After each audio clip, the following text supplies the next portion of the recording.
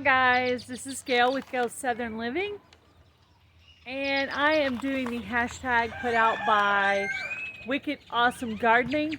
I will include a screenshot of the hashtag. I don't remember it at this point, but I will include it in the video.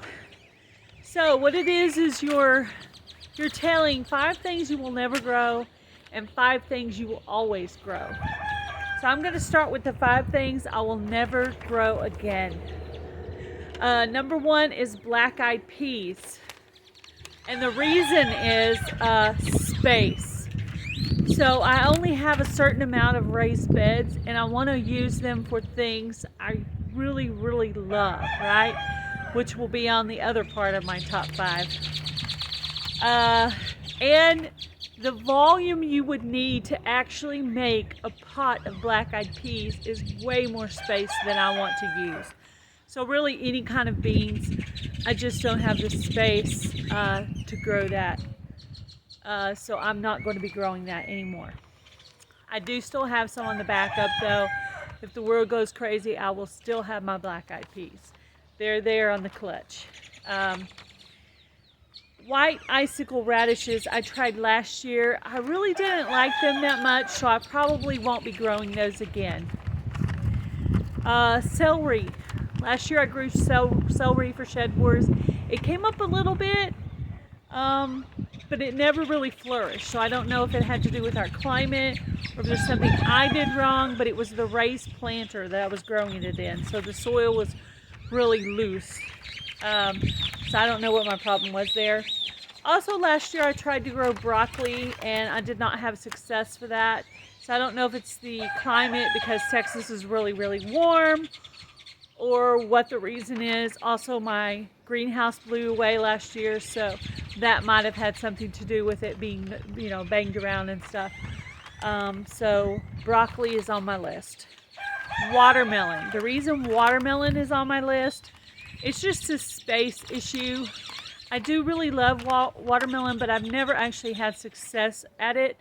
And right now, I'm still trying to master the art of growing pumpkins. I have grown some pumpkins in the past. Last year, because of flooding, I had 1. The year before that, I had 3 or 4. I would like to have a bigger amount of pumpkins. Literally just have a beautiful front porch decorated with the most beautiful pumpkins, and maybe even try some cool pumpkin bread or something with them. Who knows? So it's also just I'd rather have the pumpkins than the watermelon thing.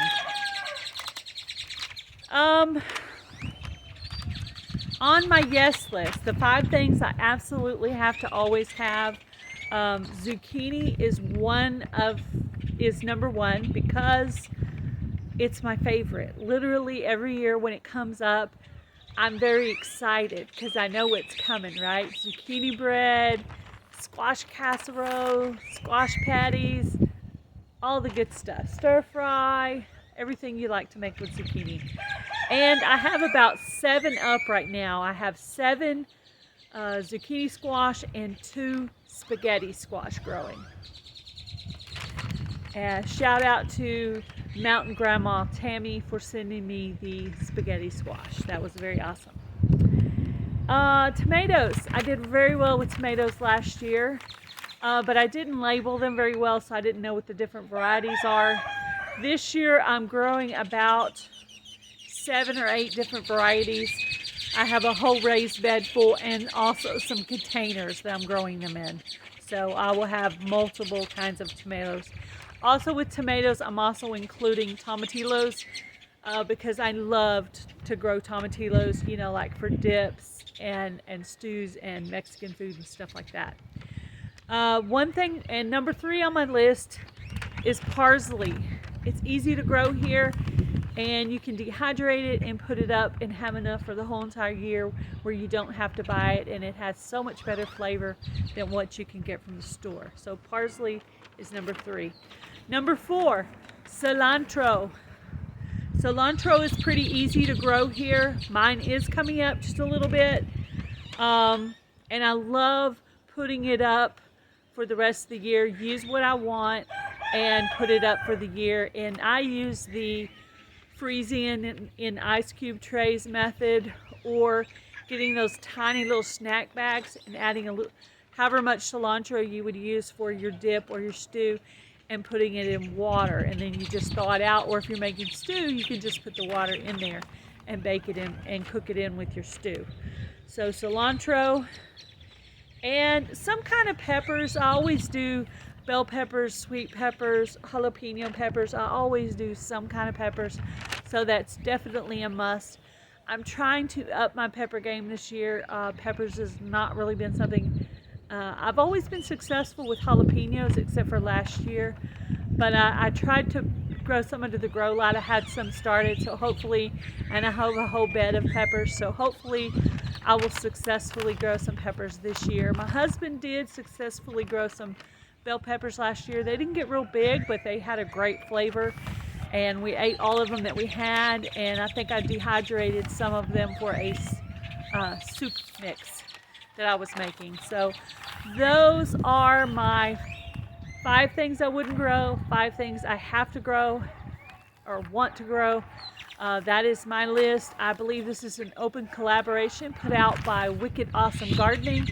I will link her video in the description box. Also, I will add the hashtag. Go by and check out the playlist and see who else has made a video on this. I think it's really interesting to see everyone's different opinions, and you can certainly learn a lot by what they want to grow and what they don't want to grow, and especially what they don't want to grow, because you can see if that's something that will grow well or not grow well in your climate. So definitely know Yogi Hollow Farm put out a video, and Wicked Awesome Gardening, and I will go by and check out the playlist myself. You guys have a great day. Be blessed. Do something kind, guys. Bye.